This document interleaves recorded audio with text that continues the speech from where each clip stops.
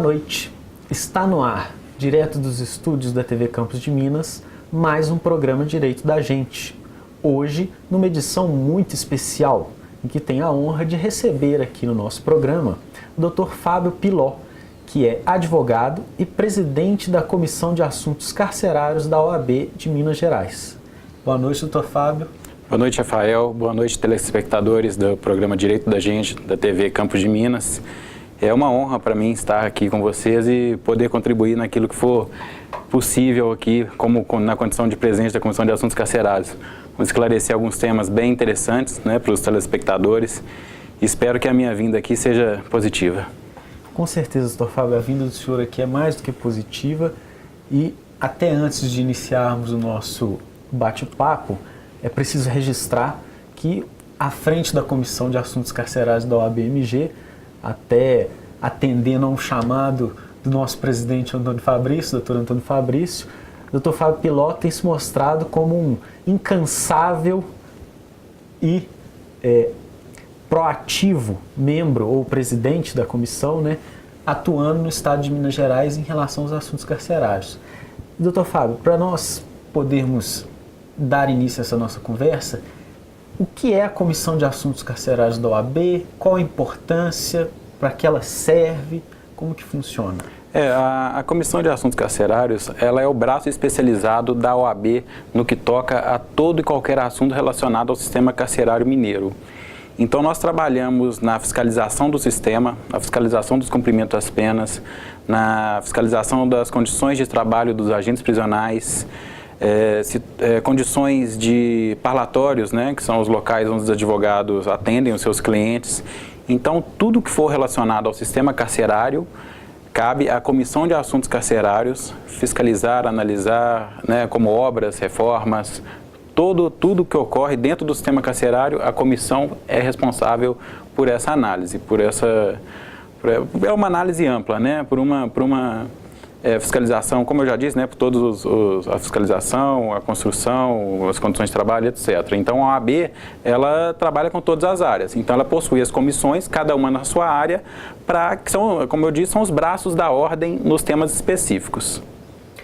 Promovendo a cidadania, como o Dr. Antônio Fabrício, nosso presidente. Sempre promovendo a cidadania, até porque a Ordem dos Advogados, ela é um representante, é o maior representante da sociedade civil, que nós temos hoje no Brasil.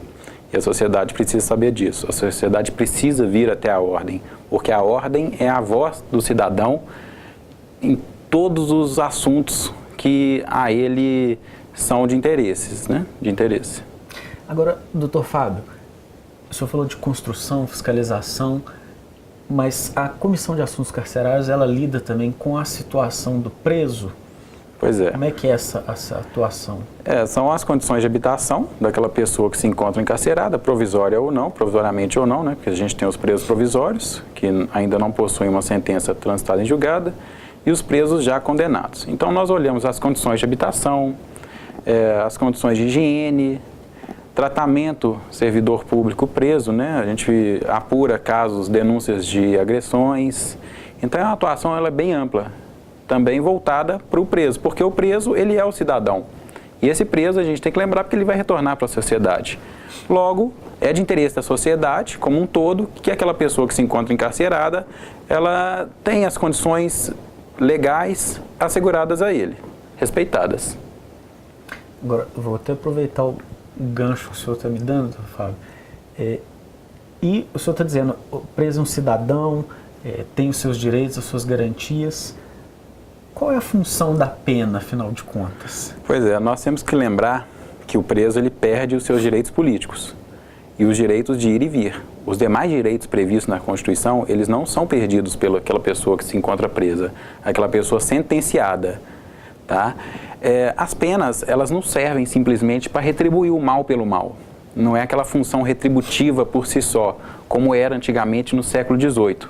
Antigamente a pessoa cometia um ato ilícito, que é recriminado pela sociedade, que hoje a gente chama de crime, e ela era punida pelo mal que ela cometeu. Então, eram aquelas mutilações em praça pública, forca, joga numa masmorra e deixa lá largado, porque era a punição pelo mal que ele cometeu.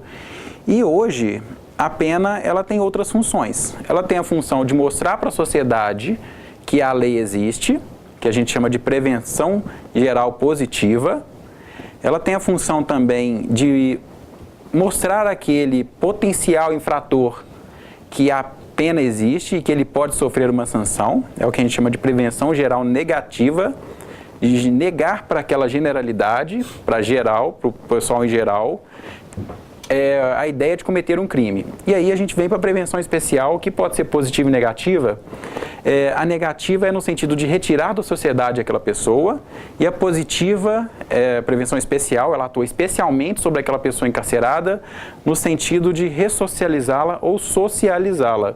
Porque nós temos que lembrar que muitas dessas pessoas que estão encarceradas hoje, elas não foram socializadas, elas não sabem os seus limites, elas não sabem os seus direitos e deveres, né? Muitas vezes elas cresceram em um ambiente onde não haviam limites, onde o pai às vezes estava encarcerado, a mãe não tinha condições, ele não teve acesso a uma escola.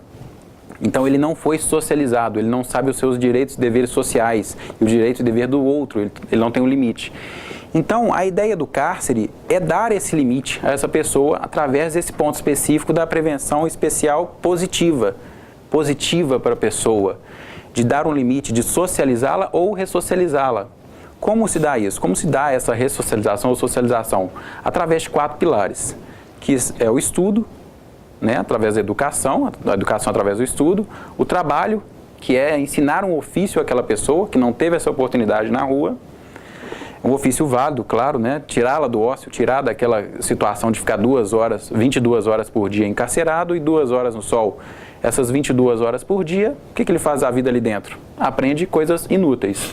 Então a ideia é tirá-lo dessa cela, dar trabalho, ensinar um ofício, dar estudo, disciplina, que é ensinar os limites. O direito dele termina quando começa o direito do outro.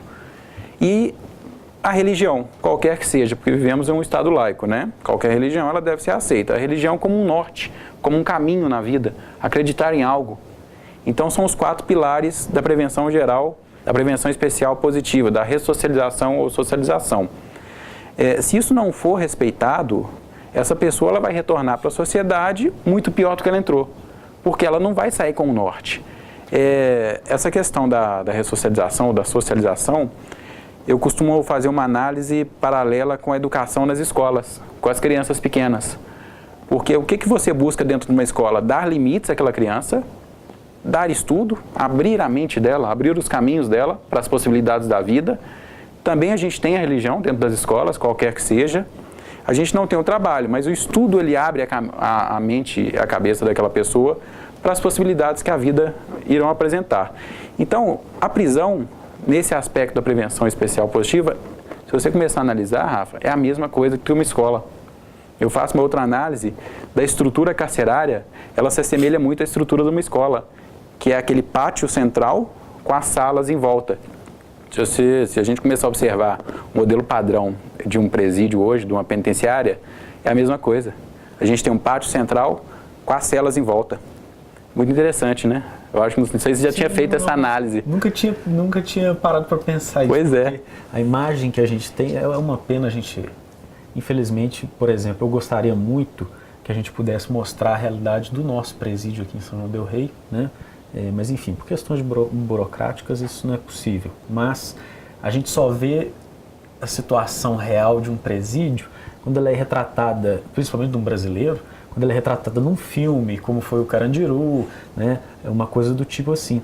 Mas ter essa impressão de que lá é uma escola, a gente tem que fazer um esforcinho, porque o ambiente lá, a imagem que a gente tem, e até que é o senso comum, que a pessoa está indo para lá, o preso, condenado e tal, para sofrer, né? Para perder todos os direitos, tem que ficar lá, amargar pelo crime que cometeu e etc. E como o senhor muito bem colocou aqui, a ideia não é essa. Não é somente a punição no sentido estrito, si, né?